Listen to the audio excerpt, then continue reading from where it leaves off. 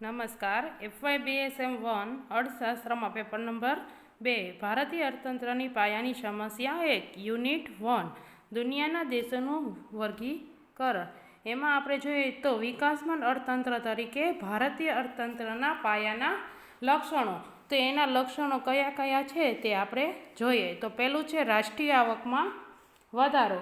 તો આઝાદી પહેલાં ભારતની આર્થિક સ્થિતિ ઘણી ખરાબ હતી.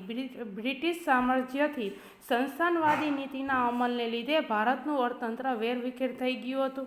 તેમાં વળી દેશના ભાગલા પડ્યા. પરિણામે ઘણા આર્થિક સામાજિક પ્રશ્નો ઊભા થયા. આ બધી સમસ્યાઓને પહોંચી વળવા માટે ભારતનું અર્થતંત્ર હવે વિકાસશીલ બન્યું છે. એ એક મહત્ત્વની સિદ્ધિ ગણાય. આ વિશ્લેષણ એ હકીકત સ્પષ્ટ કરે છે કે રાષ્ટ્રીય આવક વધતી રહી છે અને વળી તેનો વૃદ્ધિદર વસ્તી વધારાના વૃદ્ધિદર કરતાં ઘણો ઊંચો રહ્યો છે.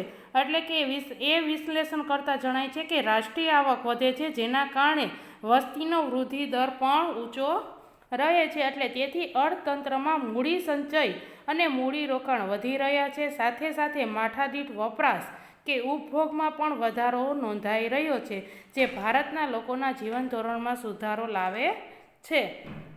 પછી બીજું છે માથાદીઠ આવકમાં વધારો. તો રાષ્ટ્રીય આવક કરતાં માથાદીઠ આવક એ આર્થિક વિકાસ માટેનો વધુ યોગ્ય કહી શકાય તેવો નિર્દેશક છે. તેથી માથાદીઠ આવકના સંદર્ભમાં ભારતના આર્થિક વિકાસની મૂલવણી વધુ ઉચિત ગણાય છે. ભારતના આયોજન પંચે એવો આશાવાદ દર્શાવ્યો હતો કે 20 વર્ષમાં માથાદીઠ આવક 2 ગણી થઈ જશે, પરંતુ 1950-51થી શરૂ કરીને 20 વર્ષ બાદ માથાદીઠ આવકમાં 34.8%નો જ વધારો થઈ શક્યો છે. ભારતના અર્થતંત્રમાં હજી પણ ખેતી ક્ષેત્રનું પ્રાધાન્ય જોવા મળે છે. પરિણામે પ્રતિકૂળ હવામાન ખેત પેદાશના ઉત્પાદન પર માઠી અસર કરે છે, જેને લીધે રાષ્ટ્રીય આવક અને માથાદીઠ આવક પર અવળી અસર થયા વિના રહેતી નથી. એટલે કે રાષ્ટ્રીય આવકમાં ઠીક પ્રમાણમાં વધારો થયો હોવા છતાં દેશની વસ્તી વૃદ્ધિનો દર ઊંચો રહ્યો હોવાથી માથાદીઠ આવકમાં ગણનાપાત્ર વધારો થઈ શક્યો નથી. તેથી દેશમાં ઈષ્ટ કરતાં વધુ પ્રમાણની વસ્તી માથાદીઠ આવકની વૃદ્ધિમાં અવરોધરૂપ બને છે. આમ છતાં માથાદીઠ આવક સંબંધી ઉપરોક્ત વિશ્લેષણ સ્પષ્ટપણે એવું દર્શાવે છે કે માથાદીઠ આવકમાં વધારો થતો રહે છે, જે આઝાદી પૂર્વેની આર્થિક સ્થિતિ કરતાં વધુ સારી આર્થિક સ્થિતિનો નિર્દેશ કરે છે. એટલે કે ભારતનું અર્થતંત્ર વિકાસની દિશામાં આગળ વધી રહ્યું છે તે સાબિતી છે.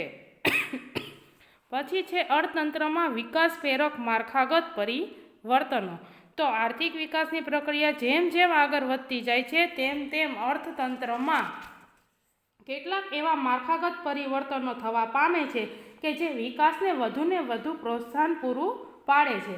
આ માળખાગત પરિવર્તનો કયા છે અને કઈ રીતે આર્થિક વિકાસને વેગ આપે છે તે જોઈએ. તો એના પેટા પ્રકારો છે. તો જીડીપીના ક્ષેત્રવાર હિસ્સામાં વિકાસ સૂચક ફેરફારો. પહેલું શેના કારણે માળખાગત પરિવર્તનો થવા પામે છે જે વિકાસને વધુ પ્રોત્સાહન આપે છે તે માળખાગત પરિવર્તનો કયા છે? તો પહેલું છે જીડીપી. પછી કૃષિ ક્ષેત્રે ક્રાંતિ.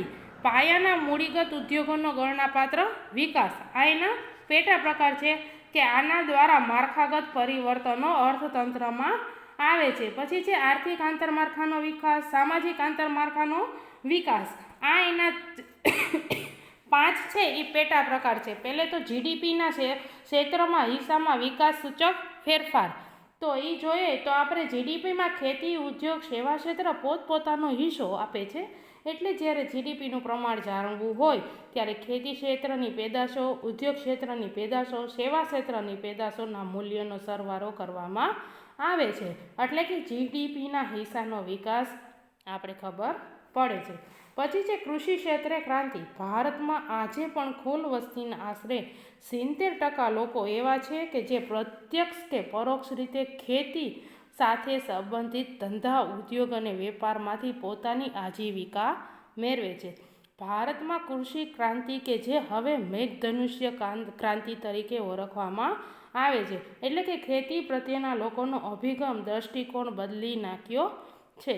ખેતીને એક જીવન પદ્ધતિ તરીકે ગણવાને બદલે લોકો હવે તેને ધંધા તરીકે જોવા લાગ્યા છે.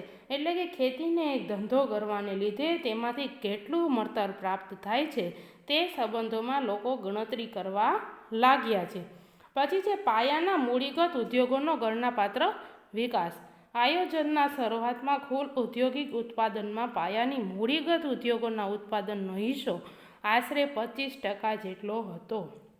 આયોજનના શરૂઆતના તબક્કામાં ઔદ્યોગિક ઉત્પાદનમાં પાયાના મૂડીગત ઉદ્યોગોના ઉત્પાદનનો હિસ્સો કેટલો હતો? 25% હતો. રોજગારીની દ્રષ્ટિએ પણ તેનું બહુ મહત્ત્વ ન હતું.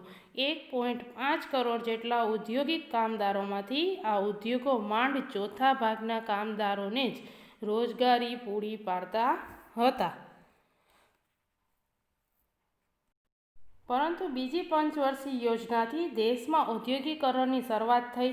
ભારે અને મોટા પાયાના ઉદ્યોગોનો વિકાસ થયો. પરિણામે વાહન વ્યવહાર, ટેક્સટાઇલ, સિમેન્ટ, કાગળ, ઓઇલ મિલ, યંત્રસામગ્રી તથા ખેતી માટેના ઓજારો, યંત્રોને લગતા ઉદ્યોગોનો સારા એવા પ્રમાણમાં વિકાસ થયો. એટલે કે બીજી યોજનાના 1956થી 61ના સમયગાળાને ઔદ્યોગિક ક્રાંતિના સમય તરીકે ઓળખવામાં આવે છે. 1956થી 1961ના સમયગાળાને ઔદ્યોગિક ક્રાંતિના સમયગાળા તરીકે ઓળખવામાં આવે છે.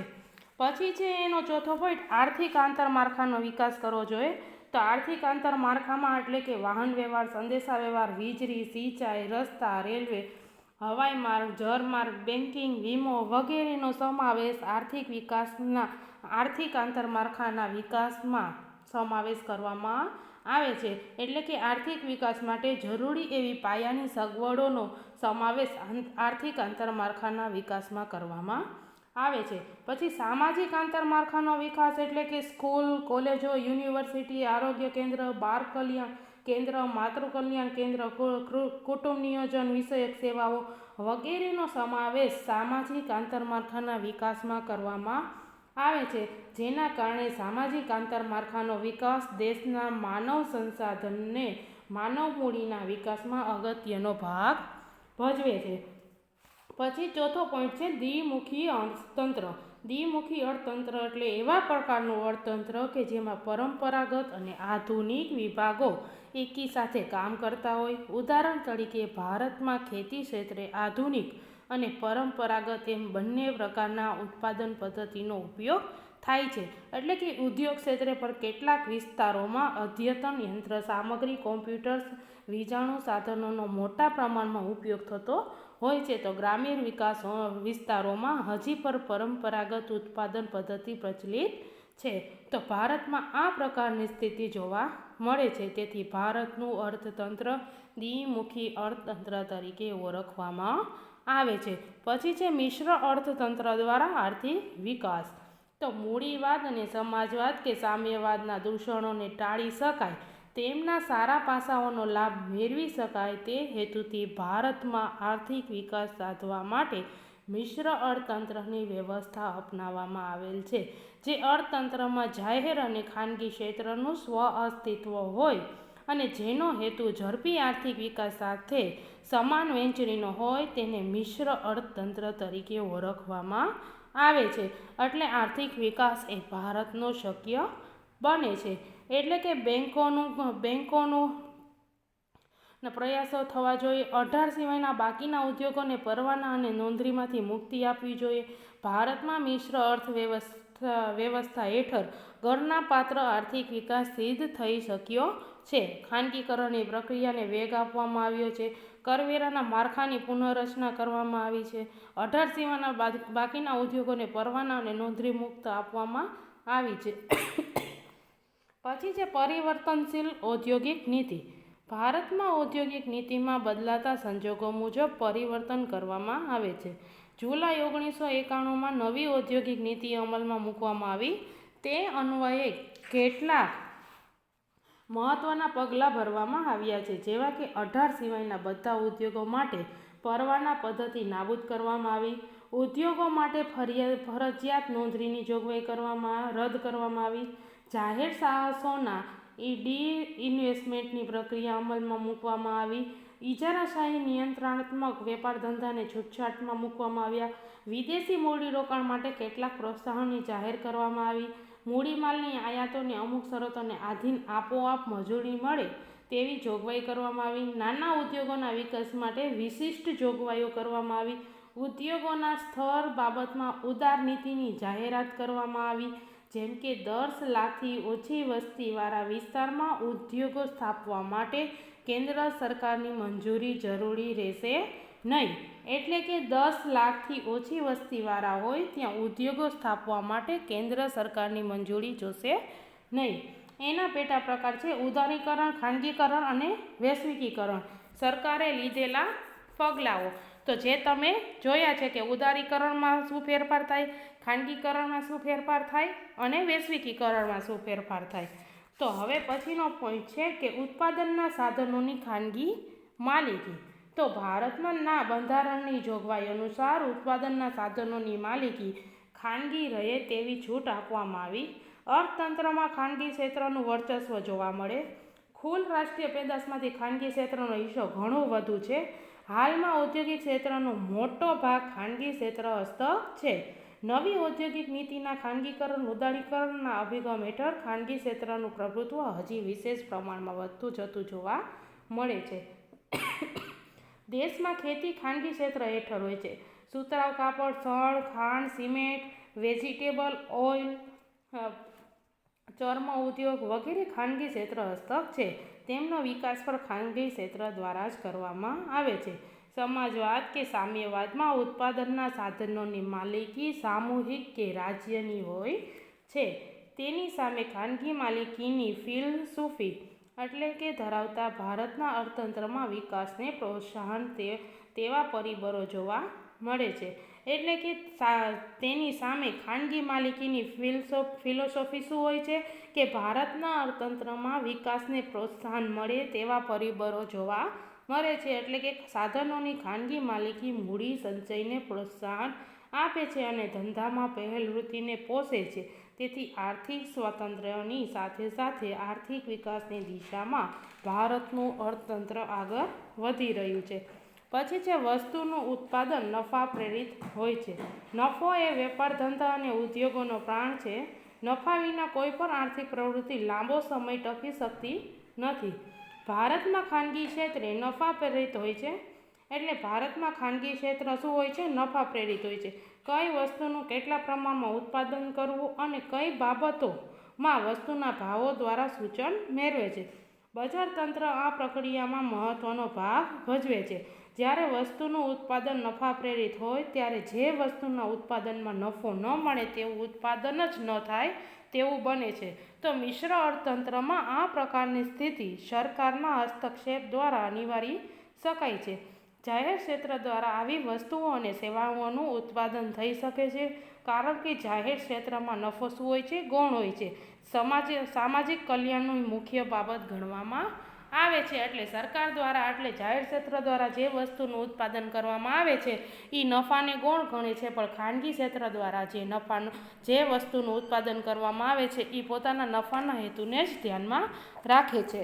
પછી છે બજાર તંત્રની નિર્ણાયક કામગીરી. તો ભારતના અર્થતંત્રમાં જાહેર ક્ષેત્રના સાહસોને બાદ કરતા બધા જ વેપાર ધંધા અને ઔદ્યોગિક સાહસોમાં બજાર તંત્ર આર્થિક વિકાસ માટે નિર્ણાયક કહી શકાય તેવી કામગીરી બજાવે છે. તો બજાર તંત્ર દ્વારા કઈ વસ્તુનું કેટલા પ્રમાણમાં ઉત્પાદન કરવું તે નક્કી થઈ શકે છે. કેટલા ઉત્પાદનના સાધનો કયા ધંધા ઉદ્યોગમાં થાય છે તે અંગેનું દિશા સૂચન બજાર તંત્ર દ્વારા કરવામાં આવે છે.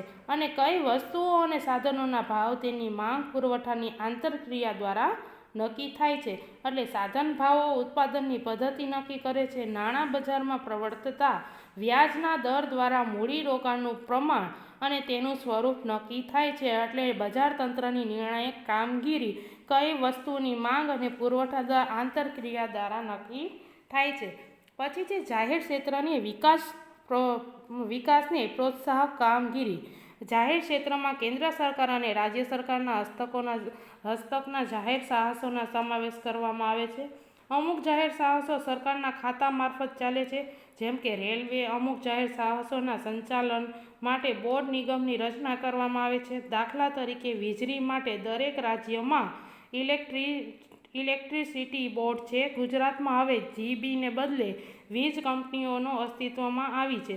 એટલે કે ટેલિફોન સેવાનું સંચાલન નિગમ કોર્પોરેશન દ્વારા કરવામાં આવે છે, જેને BSNL તરીકે ઓળખવામાં આવે છે. ગુજરાતમાં એસટી માટેનું બોર્ડ છે. જાહેર ક્ષેત્રના વિકાસને પરિણામે રસ્તા, વાહન વ્યવહાર, સંદેશા વ્યવહાર, વીજળી, પાણી પુરવઠો, રેલવે, સિંચાઈ, બેન્કિંગ, વીમો વગેરે જેવી આર્થિક આંતરમાળખાકીય સગવડો પ્રાપ્ત બની છે. તે ઉપરાંત શિક્ષણ, આરોગ્ય વિષયક સેવાઓ સામાજિક આંતરમાળખાના વિકાસને લીધે સુલભ બની છે. આથી આર્થિક અને સામાજિક આંતરમાળખાકીય સગવડો દેશના આર્થિક વિકાસને વેગ આપે છે. પછી છે આર્થિક આયોજન દ્વારા વિકાસ. તો ભારતમાં આર્થિક આયોજન મૂડીવાદી આર્થિક માળખાને અનુરૂપ બને એ રીતે અમલમાં મૂકવામાં આવ્યું છે. સમાજવાદ કે સામ્યવાદની જેમ તેમાં કોઈ ફરજિયાતપણાનું તત્વ હોતું નથી. દાખલા તરીકે જોઈએ તો ભારતમાં ખેતી ખાનગી ક્ષેત્ર હસ્તક છે. સરકાર ખેતી ક્ષેત્રના વિકાસના માટેના લક્ષ્યાંકો પણ નક્કી કરે છે. એ લક્ષ્યાંકોની સિદ્ધિ માટે સગવડો અને પ્રોત્સાહનો સરકાર દ્વારા જ પૂરા પાડવામાં આવે છે. કોઈ પણ બાબતની બળજબરી કરવામાં આવતી નથી. આમ લોકશાહીના મૂલ્યોને જાળવી રાખી આર્થિક આયોજન અમલમાં મૂકવામાં આવે છે, જેના કારણે આર્થિક વિકાસને વેગ મળે છે. પછી છે વિદેશ વેપાર અને વિદેશી હુંડિયામણની અનામતો. તો ભારતમાં વિદેશી હુંડિયામણની અનામતો 1980-81માં 585 કરોડ US$ જેટલી હતી. તે વધીને 2010માં વિદેશી હુંડિયામણની અનામતો 312 અબજ US$ની હતી. તે વધીને 17/11/2017ના રોજ 399.53 અબજ US$ની થઈ હતી. તો વિદેશી હુંડિયામણની અનામતોમાં થયેલો વધારો એવું દર્શાવે છે કે ભારતીય અર્થતંત્ર વિકાસને પંથે આગળ વધી. એટલે કે ભારતીય અર્થતંત્ર વિકાસને પંથે આગળ વધી રહ્યું છે. પછી છે લોકોના જીવન ધોરણમાં ઉત્તરોત્તર સુધારો. તો દેશના લોકોના જીવન ધોરણમાં સુધારો થયો છે કે નહીં તે હકીકત પર અર્થતંત્રના વિકાસની પારાશીશી ગણાય છે. જીવન ધોરણને ચીજવસ્તુઓ અને સેવાઓની પ્રાપ્તિ તથા તેમના વપરાશ સાથે સંબંધ છે. આથી જેટલા પ્રમાણમાં ચીજવસ્તુઓ અને સેવાઓની પ્રાપ્તિ તથા તેમનો વપરાશ વધે એટલા પ્રમાણમાં લોકોનું જીવન ધોરણ ઊંચું આવ્યું છે તેમ કહેવાય છે. તે ઉપરાંત આ વસ્તુઓ કે સેવાઓ વ્યાજબી ભાવે સરળતાથી મળી શકે એ બાબત પર જીવન ધોરણ પર અસર કરે છે. આમ જીવન ધોરણ લોકોની સુખાકારી કે આર્થિક કલ્યાણ વ્યક્ત કરતું હોવાથી તેના આધારે આર્થિક વિકાસ ક્યાં કાઢવો વધુ વાસ્તવિક ગણાય છે. તો હવે જીવન ધોરણની કક્ષાએ સપાટી દર્શાવતા કેટલાક અગત્યના નિર્દેશકો છે કે અનાજ, સુતરાઉ કાપડ, સિન્થેટિક કાપડ, ઘર વપરાશ માટેની વીજળી. એટલે કે જીવન ધોરણ અંગેના ઉપરોક્ત નિર્દેશકો કે જે સરેરાશ દર્શાવતા આંકડા છે. આમ છતાં અનાજ, કાપડ, ઘર વપરાશ માટે વીજળી વગેરે તે ગમે તે નિર્દેશકો તપાસો તો જણાશે કે તેમાં ઘણો વધારો અવશ્ય થયો છે, જે દેશના લોકોના સરેરાશ જીવન ધોરણમાં ઉત્તરોત્તર સુધારો થઈ રહ્યો છે તેવું સૂચવે છે. એટલે કે અનાજ, સુતરાઉ કાપડ, સિન્થેટિક કાપડ, ઘર વપરાશ માટે વીજળી. તો ભારતમાં અનાજનું ઉત્પાદન 50-51માં દૈનિક માથાદીઠ 394.9 ગ્રામ અનાજ મળતું હતું. તે વધીને 13-14માં 523 ગ્રામ જેટલું થયું છે. એટલે અનાજના ઉત્પાદનમાં વધારો થયો છે. પછી છે સુતરાઉ કાપડ. તો દેશમાં 90-91માં વાર્ષિક માથાદીઠ સુતરાઉ કાપડ 15.1 મીટર જેટલું મળતું હતું. તે પ્રમાણ વધારીને 2013માં 14માંથી 19.8 મીટર જેટલું થયું છે. પછી સિન્થેટિક કાપડ છે. તો ભારતમાં 1990-91માં વાર્ષિક માથાદીઠ આ કાપડ 9 મીટર જેટલું હતું. તે પ્રમાણ વધારીને 13-14માં 16.4 મીટર જેટલું થયું છે. ઘર વપરાશ માટે વીજળી. તો 1990-91માં વાર્ષિક માથાદીઠ ઘર વપરાશ માટે વીજળી 38.2 જેટલી મળતી હતી.